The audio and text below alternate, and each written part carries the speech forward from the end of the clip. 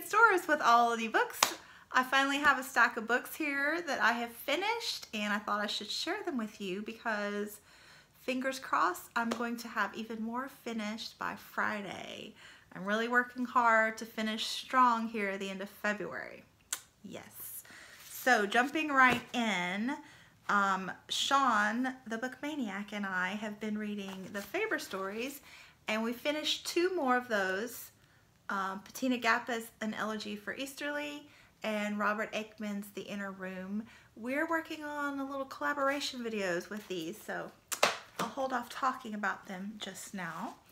I also finished Moonwalking with Einstein by Joshua Foer. I was buddy reading this with Heidi from My Reading Life, and this was great fun. Joshua Foer is a journalist, and he did, like, I forget what you call it, participation journalism. He actually went to the U.S. Memory Contest and was very much intrigued, and then spent the year studying. He mentored under a British champion and ended up participating in it the following year. So this is his journey as well as his research into the topic. He was a guinea pig at Florida State University, my alma mater, in their memory department. And yeah, I learned a strategy for remembering things from this book, and absolutely delighted with it. This was very, very intriguing and written in a very witty manner, so a really fun read. I thoroughly enjoyed it. And then I finally delved into The Winter of the Witch by Catherine Arden. This is the 3rd in the trilogy that began with The Bear and the Nightingale and continued in The Girl in the Tower.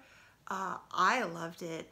I read this from start to finish on Saturday, yesterday, and oh, it was just a wild ride. The last 2 in the series were just so pacey. I just kept turning the pages and loving every minute of it. Great read. If you're looking for something fun, this might be the trick, but you got to read the first 2 first. I can't really say much else because it's a series, but yes. Okay, and then I finished Neil Gaiman's American Gods, and this is my 3rd Neil Gaiman. I've read, oh, what's that one? The Ocean at the End of the Lane and The Graveyard Book, yes. And those were great. I loved them. This one, though, wow. I'm just here to say the man is the creative genius. The things that come out of his mind are something else entirely.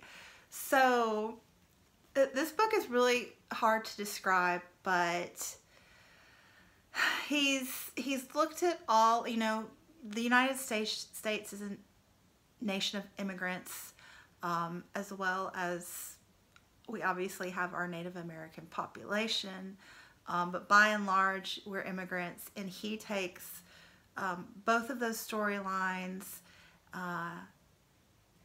all of the different gods associated with the different nationalities and religions and folk tales and all of that, and he makes them like real people here in the United States. And it's a road trip, and it's epic and crazy and smart. I don't really know what to say. If you've read it, the 3 crazy things that stood out to me, I've already mentioned the opening, and I won't like repeat that and embarrass Bookish again, although I'll have to, because the scene with the hot sex with the cat, oh my god. And then the god Anansi, the spider god Anansi from Africa, his little myth whatever you want to call it, the folk story about the tiger balls. This was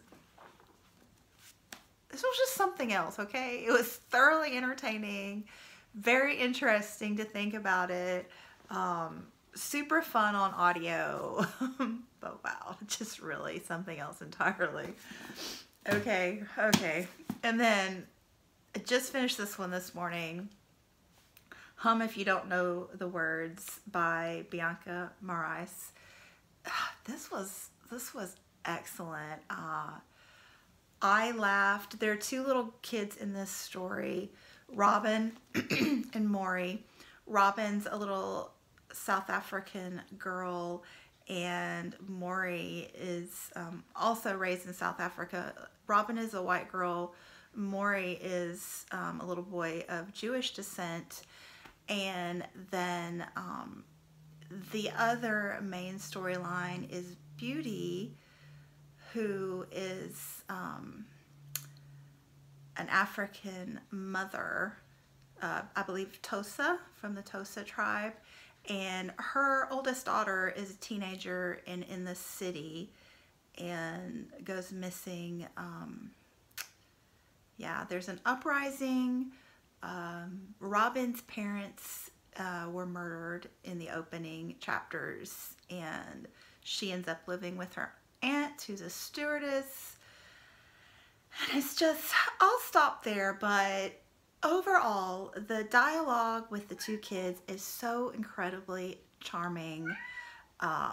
The author does just such an excellent job of introducing you to apartheid and the different ramifications of that, the different feelings involved.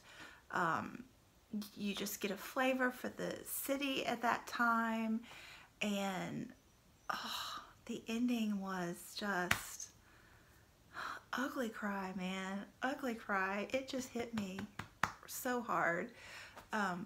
In this book, I don't know exactly why, but I just read the Nightingale, the World War II story last month, and I think if you read that and loved it, you would feel the same about this. The storylines are not the same at all, obviously, but it just has a similar vibe, if you know what I mean. But I highly recommend this. I think tons of people would love it and get a lot out of it, and I just would like to see more people read it. I read this with Patrice, and we're still talking about it, but it was so great. Excellent writing. I loved this. Anyway, what do you think, Guy?